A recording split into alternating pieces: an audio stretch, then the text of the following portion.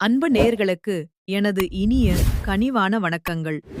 ரிஷபராசிக்கார நேர்களே, நாம இன்னைக்கு வீடியோ பதிவுக்குள்ள முழுமையா போறதுக்கு முன்னாடி அந்த முழுமுதற் கடவுள் மால்மருகன் முருகப்பெருமான மனதார ஆத்மார்த்தமா வணங்கிட்டு அப்புறமா வீடியோ பதிவுக்குள்ள போகலாங்க. ஓம் முருகா போற்றி, ஓம் முருகா போற்றி, ஓம் முருகா போற்றி. என்னை எந்நாளும் காக்கும் எழில் முருகனே போற்றி. மனசுல உறுதியா நெனச்சுக்கோங்க. நல்லதே நடக்கும். நல்லது மட்டும்தான் இனிமேல் உங்க வாழ்க்கையில நடக்கும்.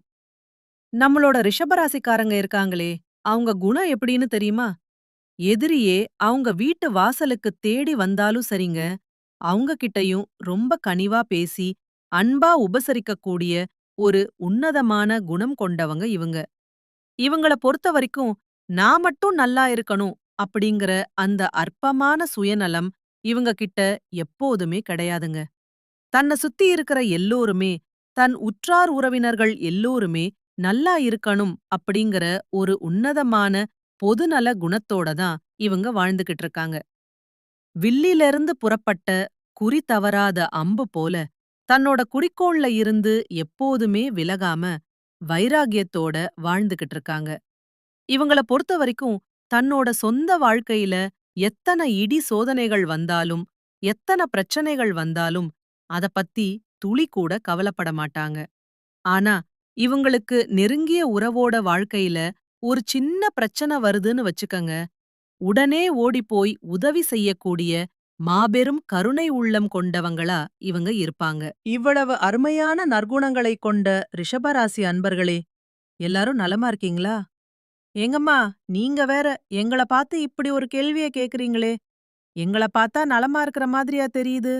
எங்க வாழ்க்கையில ஒவ்வொரு நாளும், ஒவ்வொரு மணி நேரமும் பலவிதமான போராட்டங்களையும், பிரச்சனைகளையும் எதிர்கொண்டு தான் வாழ்ந்துகிட்டு இருக்கோம்.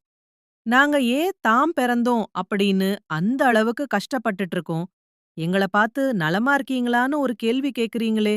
அப்படின்னு நீங்க மனசு உடைஞ்சு கண்ணீர் விடுறது எனக்கு நல்லாவே புரியுதுங்க. அன்பான ரிஷபராசிக்காரர்களே, மனசை தளர விடாதீங்க.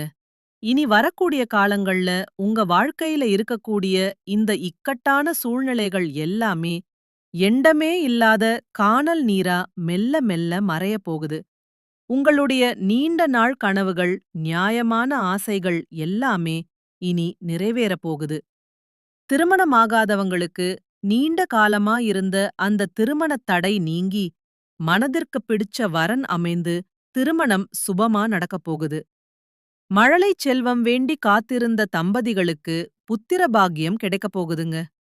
இதுநாள் வரைக்கும் உங்கள மதிக்காம, உன்னால என்ன முடியும் அப்படின்னு உதறித் தள்ளிட்டு போன சொந்த பந்தங்கள், நண்பர்கள் எல்லோருமே இனி வரக்கூடிய காலங்கள்ல உங்கள தேடி வரப்போறாங்க.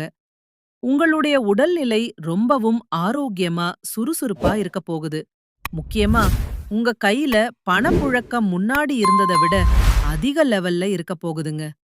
உங்க வாழ்க்கையே ஒரு அருமையான, வசதியான வாழ்க்கையா மாறப்போகுதுங்க. நம்மளோட ரிஷபராசிக்காரங்க இயல்பாகவே ரொம்ப புத்திசாலிகள். நீங்க உங்க அறிவ சரியான இடத்துல பயன்படுத்துறது தான் உங்க வாழ்க்கைக்கு ரொம்பவும் முக்கியம்.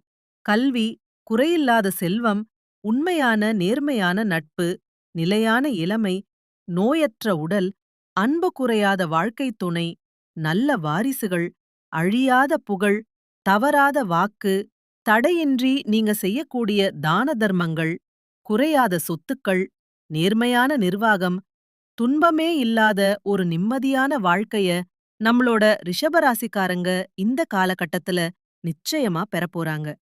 ரிஷபராசிக்காரர்களுக்கு சில முக்கியமான விஷயங்கள் அடுத்த 30 நாட்களுக்குள்ள நடக்கப் போகுது. இதுவரைக்கும் உங்க வாழ்க்கையில நடக்காத பல அதிசயமான நல்ல விஷயங்கள் இனிமேல் அரங்கேறப் போகுது. ஏன்னா, சனி பகவான் தனது உண்மையான பலன உங்களுக்கு காட்டப் போறாரு. சனியோட அந்த வேகத்த தடுக்க யாராலையும் முடியாது.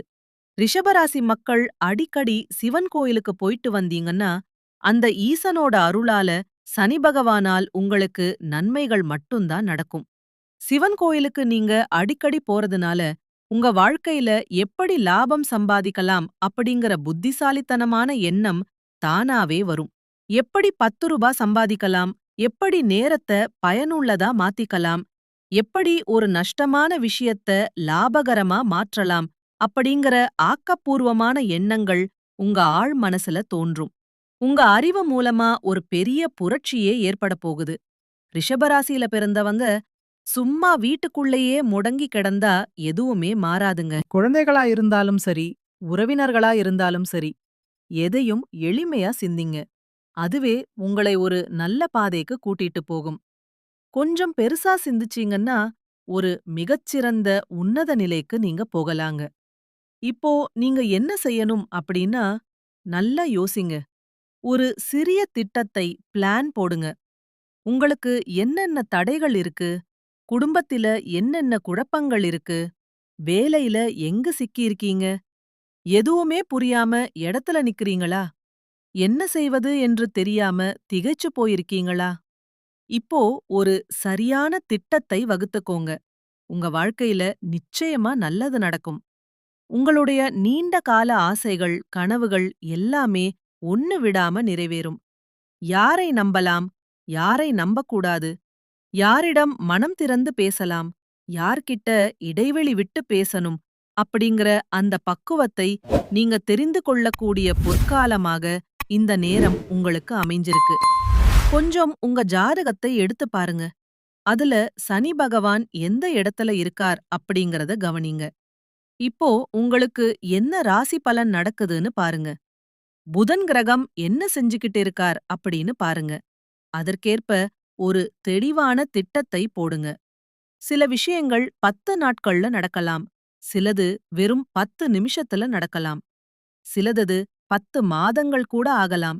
ஆனா எப்போது நடக்கும் அப்படின்னு நாம தெரிஞ்சுக்கிட்டோம்னா, தோல்வி அப்படிங்கிற வார்த்தைக்கே நம்ம வாழ்க்கையில இடம் இருக்காது. ரிஷபராசிக்காரங்க இனிமேல் எதிர்மறையான வார்த்தைகள பேச வாய்ப்பே கிடையாதுங்க. ஏதாவது ஒண்ணு செய்வோம், புதுசா எதையாவது வாங்குவோம், கடன சீக்கிரமா அடைப்போம், எல்லாத்தையும் சமாளிப்போம் அப்படிங்கிற ஒரு அசைக்க முடியாத தன்னம்பிக்கை உங்களுக்குள்ள வரும். அடுத்த வாரம் பாருங்க, எல்லாமே தானாவே நடக்கும். நாம கவனிப்போம், முயற்சிப்போம், அந்த இறைவன் கண்டிப்பா உதவுவார் என்ற அசைக்க முடியாத நம்பிக்கை இந்த காலகட்டத்துல உங்க மனசுல ஆழமா ஏற்படும். வாழ்க்கையில நம்பிக்கை மட்டும் இருந்தா போதுங்க. எதையும் நம்மால சாதிச்சு காட்ட முடியும். நம்பிக்கை இல்லாம சிந்திச்சோன்னா, தண்ணியோட தாகம் தெரிஞ்சும் நம்மால எதையும் செய்ய முடியாது. கடல்ல நீந்தி கடப்பது பெரிய விஷயம் கிடையாது. வாழ்க்கையில நிம்மதியான தூக்கம் வரணும். அதுதான் முக்கியம்.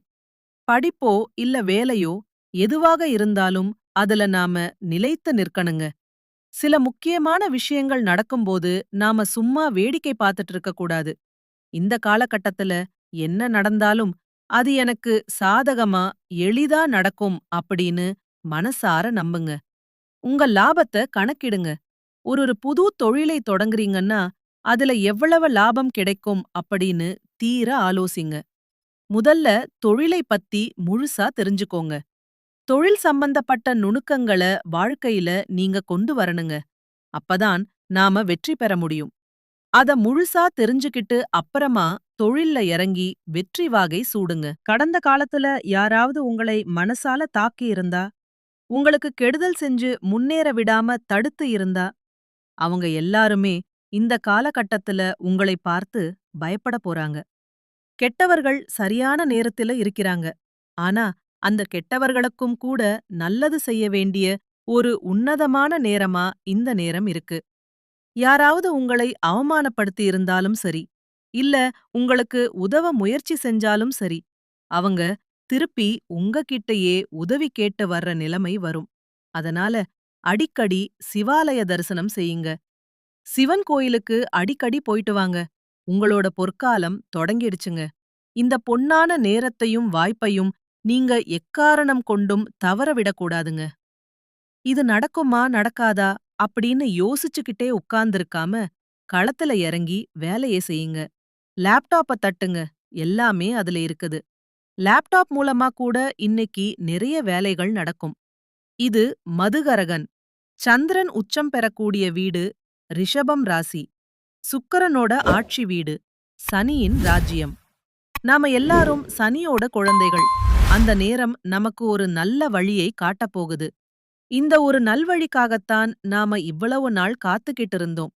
இந்த காலகட்டத்தில எதையும் நன்றாக நினைத்துக் கொள்வது ரொம்ப முக்கியமானது. எதையும் நன்றாக திட்டமிடுங்க. உங்களுக்கு முன்னாடி கஷ்டமா இருந்த விஷயங்கள் கூட இனிமேல் ரொம்ப எளிதா நடக்கப் போகுது. புதுசா தொழில் தொடங்க விரும்புறவங்களுக்கு இது ஒரு மிகச்சிறந்த நேரம். சரியான தொழிலை தேர்ந்தெடுத்து தொடங்கலாம். பணத்தை முதலீடு செய்ய விரும்புறவங்களுக்கு இது ஒரு உன்னதமான நேரம். எதில் வேணும்னாலும் நீங்க முதலீடு செய்யலாம். இந்த அதிர்ஷ்டமான நேரத்துக்காகத்தான் இவ்வளவு நாள் தவம் இருந்தோம். இனிமேல் நல்ல கூட்டாளிகளும் உங்களுக்கு நல்ல பெயரும் சமூகத்துல கிடைக்கும். திருமணமாகாதவங்களுக்கு நல்ல வரன் தேடி வரும். திருமண பேச்சுவார்த்தைகள் கைகூடும். முன்னாடி திருமண வாழ்க்கையில ஏதாவது கசப்பான அனுபவங்கள் இருந்திருந்தா இனிமேல் அதுல வெற்றி கிடைக்கும்.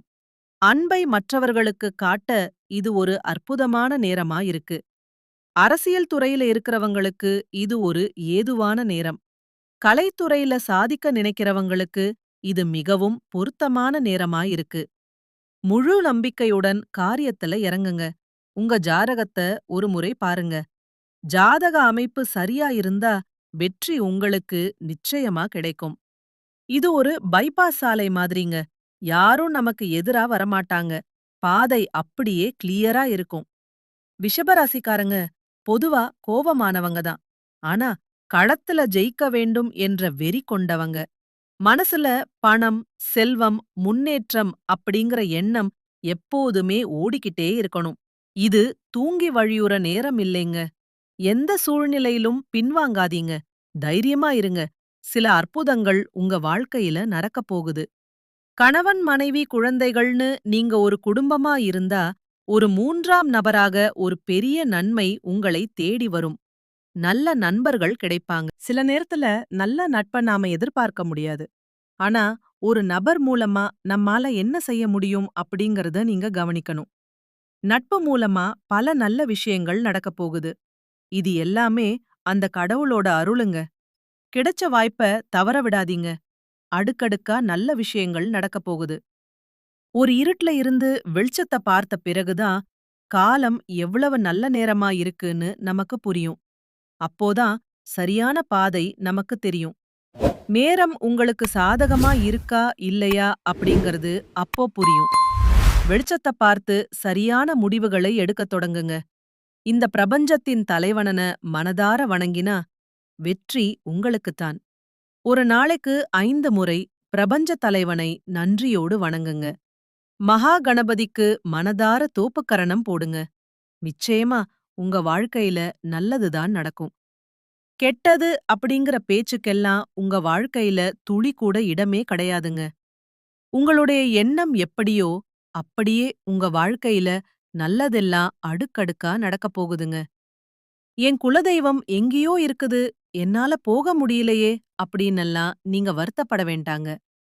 நீங்க எங்க இருந்தாலும் சரி, உங்க வீட்ல ஒரு அகல் தீபம் ஏத்தி வச்சு, அந்த தீப ஒளியில தெய்வங்கள் இருக்கறாங்க அப்படின்னு முழுசா நம்பி வழிபாடு செய்யுங்க. ஒருவேள உங்களுக்கு குலதெய்வமே தெரியாவிட்டாலும் பரவாயில்ல. வீட்ல தீபம் ஏற்றி வச்சு, ஏதாவது ஒரு நல்ல நாள்ல உங்க குலதெய்வத்த நெனச்சு ஆத்மார்த்தமா வழிபாடு செய்யுங்க. குலதெய்வ வழிபாடு குலம் காக்கும், குலம் தழைக்கச் செய்யும். முதல்ல உங்க குலதெய்வம், அப்புறம் உங்களுக்கு பிடிச்ச இஷ்ட தெய்வம், அப்புறம் மற்ற தெய்வங்களை வணங்குங்க. நான் எந்த கோயிலுக்கு போனாலும், என்ன பரிகாரம் பண்ணாலும் ஒரு மாற்றமும் இல்லையே, ஏற்றமே இல்லையே அப்படின்னு நீங்க ஒருவேளை புலம்பலாம். அதுக்கு நான் ஒரு வழி சொல்றேன். தினமும் காலையில எந்திரிச்ச உடனே அந்த சூரிய பகவான நேருக்கு நேரா பார்த்து நமஸ்காரம் பண்ணுங்க. அவருடைய அனுக்கிரகம் ஒண்ணு இருந்தா போதும். மற்ற கிரகங்கள் எல்லாம் உங்களுக்கு சாதகமா இல்லைனா கூட பரவாயில்ல. அந்த சூரியனுடைய பிரகாசமான ஒளி உங்க வாழ்க்கையையே வெளிச்சமா மாத்திருங்க. அந்த மங்களமான ஒளி உங்களை வந்து சேரும்போது உங்க வாழ்க்கையில் இருக்கக்கூடிய கண்ணீர் எல்லாம் பனி போல கரைஞ்சு போயிருங்க. நம்மளோட ரிஷப ராசியில இருக்கக்கூடிய நட்சத்திரங்கள் யார் யாருன்னு பாத்தீங்கன்னா, கார்த்திகை 2, 3, 4ஆம் பாதம், ரோகிணி மற்றும் மிருகசீரிஷம் 1, 2ஆம் பாதம். இவங்க எல்லாரும் நம்மளோட ராசியில் இருக்கக்கூடிய நட்சத்திரக்காரர்களுங்க. நம்மளோட ரிஷப ராசிக்காரர்களுக்கு நட்பு ராசியா இருக்கக்கூடியவங்க யார் யாருன்னு பாத்தீங்கன்னா, மிதுனம், மகரம், கன்னி, கும்பம். இவங்க எல்லாரும் நம்மளுக்கு ரொம்ப இணக்கமான ராசிகளா இருக்காங்க. ரிஷபராசிக்காரங்க வாழ்க்கையில எவ்வளவு ஏழ்மையான குடும்பத்துல பிறந்தாலும் சரி, முயற்சி பண்ணா நாமளும் வாழ்க்கையில ஒரு பெரிய இடத்துக்கு போக முடியும் அப்படின்னு முயற்சிக்கு ஒரு மிகப்பெரிய இலக்கணமா இருக்கணமா இருக்கிறவங்க. யார் என்ன சொன்னாலும் பயப்பட மாட்டாங்க. விடாமுயற்சியோட ஓடிக்கிட்டே இருப்பாங்க. உரைச்சுக்கிட்டே இருப்பாங்க. தன்னோட உழைப்புக்கு எப்போ வெற்றி கிடைக்குமோ அதுவரைக்கும் சரியா தூங்காம, சாப்பிடாம கூட உழைக்க தயங்காதவங்க இவங்க. இப்படியான உங்களுடைய கடின உழைப்புக்கேற்ற பலன் அப்படிங்கிறது கூடிய சீக்கிரம் உங்களுக்கு கிடைக்கப் போகுதுங்க. உங்களோட ஆசைகள், கனவுகள் எல்லாமே இனிமேல் நிறைவேறப் போகுது. ரிஷபராசிக்காரர்களே, உங்க வாழ்க்கையில மேலும் மேலும் நல்லதெல்லாம் நடக்கணும் அப்படின்னா, நீங்க செய்யக்கூடிய ஒரு எளிய பரிகாரம் என்னன்னு பாத்தீங்கன்னா, உங்க வீட்டுக்கு பக்கத்துல இருக்கக்கூடிய கஷ்டப்படக்கூடிய முதியவர்களுக்கு உங்களால முடிஞ்ச சின்ன சின்ன உதவிகளை செஞ்சுக்கிட்டு வாங்க. இந்த உதவிய நீங்க அன்போட செய்யறதன் மூலமா, நீங்க தெரிஞ்சோ தெரியாமலோ செய்த பாவங்கள் எல்லாம் குறைஞ்சு, உங்க எண்ணம் போலவே உங்கள் வாழ்க்கையில இனி வரக்கூடிய காலங்கள்ல நல்லது மட்டும்தான் நடக்கும். வாழ்க வளமுடன். நன்றி. வணக்கம்.